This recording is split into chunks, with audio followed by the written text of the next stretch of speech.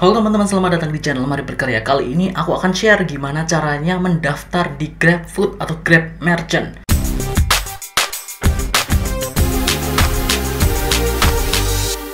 Kalau misalnya kalian adalah salah satu orang yang suka masak, pinter masak, atau senang masak, atau doyan makan temen, itu enggak.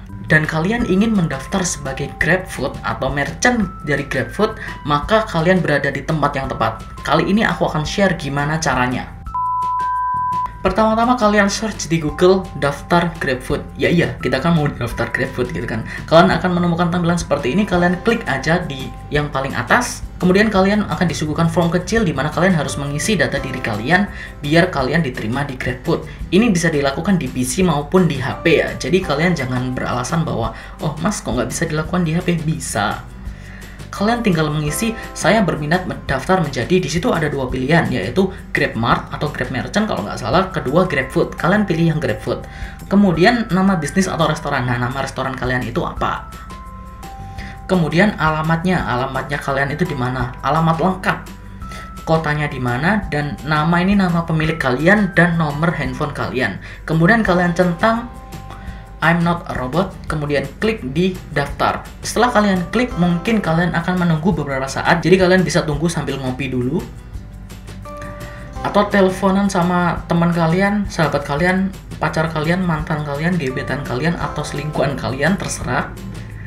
Nah, setelah itu kamu akan mendapatkan email untuk mengisi data diri di Grab. Jadi setelah mendaftar tadi, kamu cuma mengisikan gambaran besarnya saja. Sekarang kamu diminta untuk mengisikan form secara lengkap. Dan formnya mungkin nanti isinya akan seperti ini. Aku nggak bisa buka formnya karena form itu sudah kedaluarsa. Jadi itu nanti akan bisa kalian buka sendiri. Tapi aku guidance aja dari sini. Kalau misalnya kalian sudah menerima email seperti tadi, kalian akan mendapatkan link. Dan link itu jika diklik, kalian harus bisa memasukkan verifikasi nomor yang sudah dikirim via email tadi ke link itu. Setelah kebuka, maka kalian akan ditampilkan form. Form itu adalah data diri kalian atau data detail dari restoran kalian atau toko kalian. Nah, yang pertama ada nama toko. Nama toko ini tentunya sesuaikan dengan nama toko di banner. Jadi kalian itu wajib membuat banner ya. Ini info, sekedar info. Kalian wajib membuat banner. Kalau misalnya kalian sudah punya restoran. Atau kalau misalnya kalian belum, ya kalian wajib membuat banner kecil-kecilan kayak gitu aja lah. Karena itu nanti syarat untuk diterima di GrabFood. Kemudian alamat toko. Nah, alamat toko ini pastikan nama tertera, nomor jelas, disertai dengan patokan. Biasanya patokannya sebelah apa, atau setelah apa belok kiri, atau setelah ini berapa meter kayak gitu. Biasanya kalau misalnya alamat yang kalian tulis itu kurang jelas, biasanya akan ditelepon oleh pihak Grab untuk memastikan alamatnya benar atau tidak.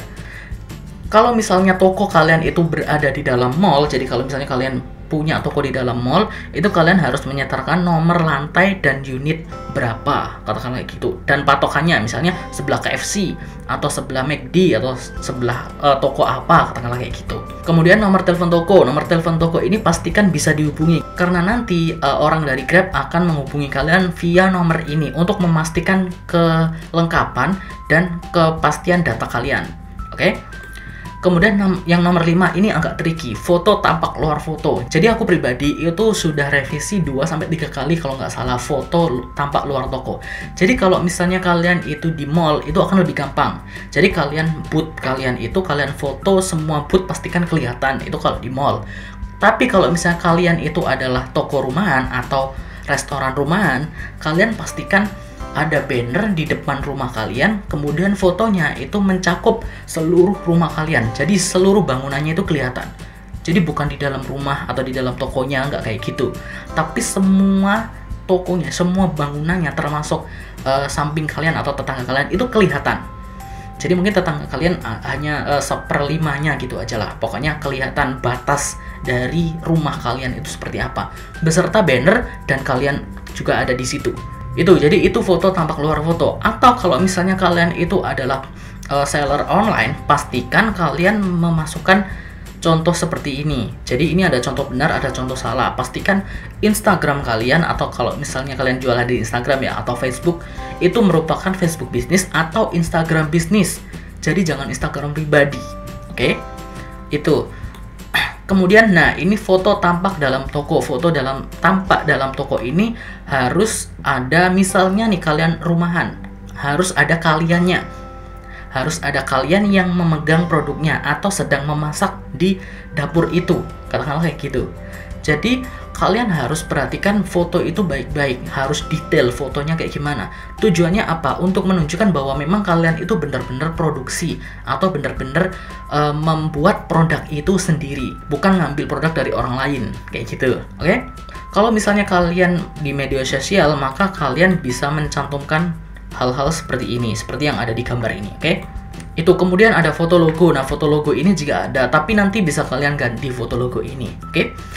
Kemudian informasi pemilik. Nah, informasi pemilik ini harus foto KTP yang masih berlaku. Jadi kalau misalnya kalian foto KTP, itu pastikan fotonya itu terlihat semua seluruhnya dan tidak buram. At least foto itu bisa terbaca. Kalau misalnya nomornya itu agak buram dan tidak susah dibaca, biasanya kalian akan ditolak atau kalian disuruh mengirimkan foto KTP lagi. Katakanlah kayak gitu.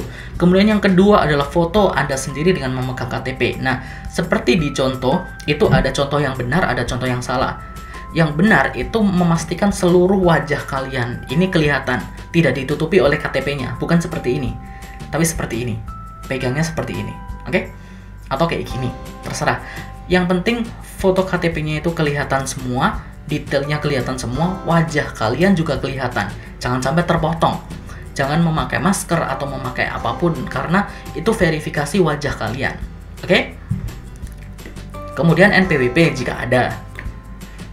Nah, kemudian selanjutnya adalah informasi rekening atau bank. Buku tabungan itu seperti ini contohnya. Jadi harus kelihatan semuanya. Jadi kalau misalnya kalian buku tabungan, itu kan biasanya dibuka. Itu kan ada ininya ya, detailnya ya. Nah, itu harus kelihatan semua bukunya. Di dalamnya ya, buku di dalamnya. Seperti yang contoh kayak gini. Dan itu harus terlihat jelas.